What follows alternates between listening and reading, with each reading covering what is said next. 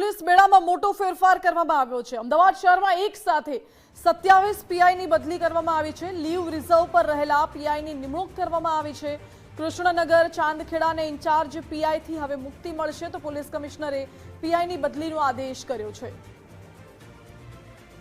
મહત્વપૂર્ણ છે કે અમદાવાદ શહેરમાં પોલીસ બેડામાં મોટો ફેરફાર કરવામાં આવ્યો છે। અમદાવાદ શહેરમાં એક સાથે 27 જિલ્લા પીઆઈની બદલી કરવામાં આવી છે।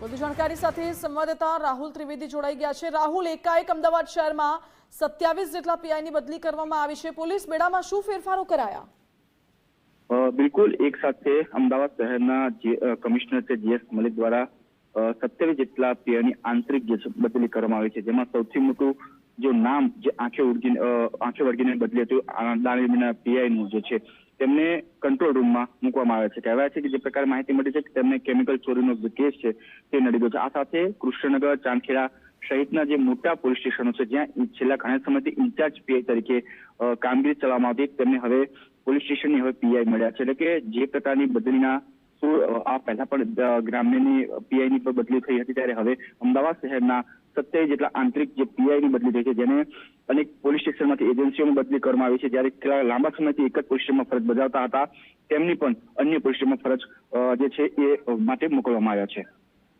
જી રાહુલ, આભાર આપનો।